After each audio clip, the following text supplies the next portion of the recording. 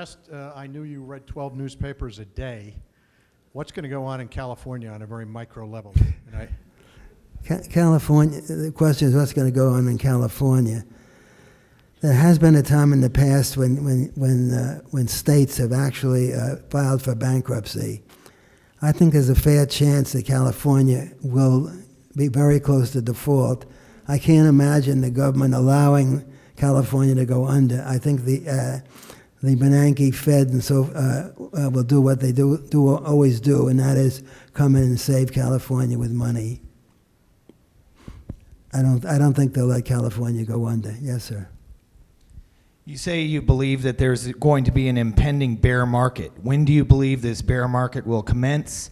What will its duration be? And what percentage declines on the S&P Dow do you anticipate? Okay, that's a good question. The bull market that started in 1980 lasted about 27 years to October 2007. Usually bear markets last a third to a half as long as the preceding bull market. I think the bear market, which started in 2007, will last at least 7 years. I mean, figure that out. But this bear market's going to be long and extended, and we haven't seen the tough part of it yet. The tough part's coming up, and that will happen as the dollar people realize the dollar is a bad investment and really starts collapsing. I've wondered why there has been more talk about the terrible action of the dollar over the last month. You read almost nothing about it in the newspapers. I don't know how many of you read the Financial Times.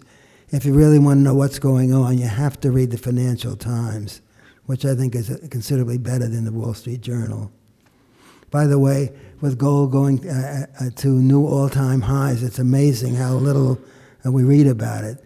The Wall Street Journal last week finally headlined it, but there's a real grudging feeling towards gold going to new highs. And of course, if the dollar totally collapses, you might say that gold could go to infinity. Nobody knows where it's going to go.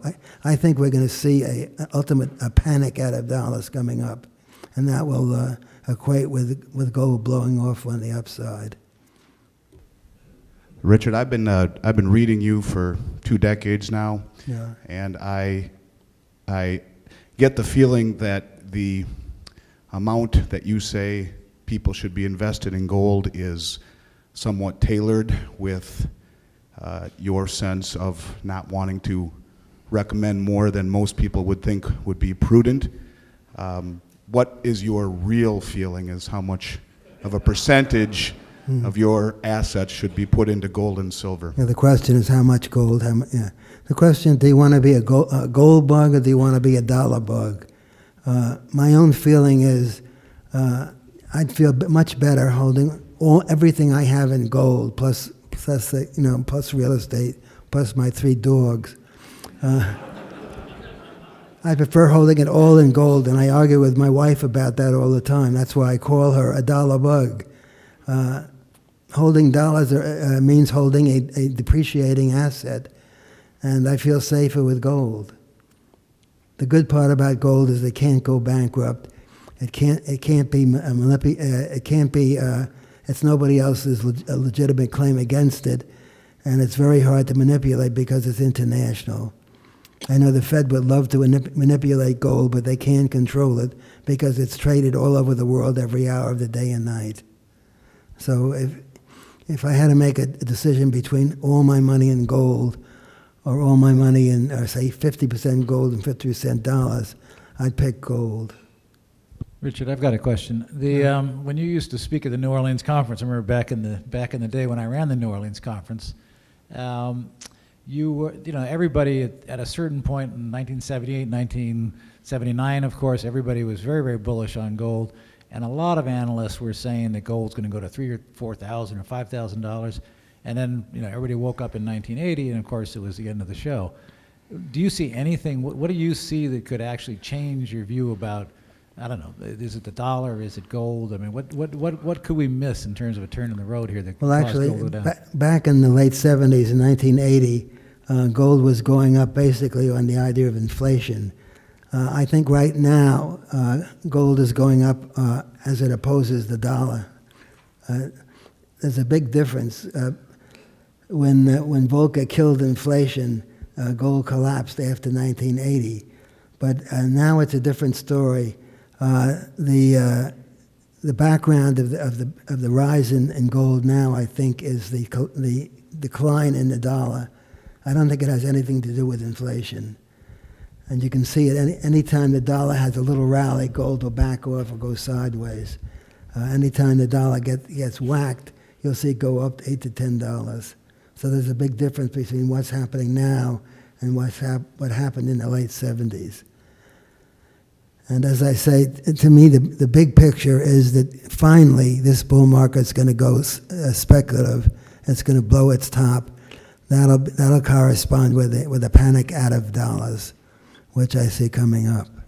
If you did have to choose another currency against the US dollar, I understand you don't like any fiat currencies, but if there was one currency, what would be your favorite?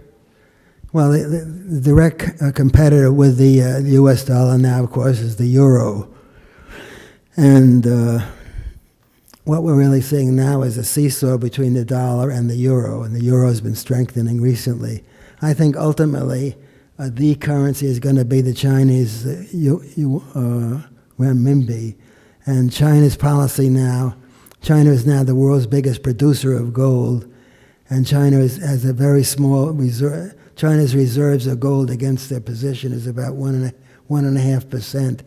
And the figure I read is that if China is going to push their gold reserves to the average of most of the other countries, which is 10%, they'd have to buy 7,000 tons of gold, which would be 3 years of production of gold throughout the world. So I think the coming currency is going to be the renminbi, and I think China will, in our lifetime, we'll see China's renminbi convertible into gold. I think they mean to make it a reserve currency. And of course, the U.S. What bothers the U.S. about it now, we're beginning to see the beginning of a tariff war. China just put tariffs on chicken. What bothers the Pentagon right now is the fact that China is a big move to boost the military. They're pushing their naval and aircraft capabilities. They have the largest standing army in the world. So I think China is really telling the U.S., don't push us too far because we're a military power now. If you all want to see a really interesting picture on the internet, look up Chinese military parade. It's quite a picture, and there's no question in my mind that China is becoming very defensive, and it bothers the Pentagon.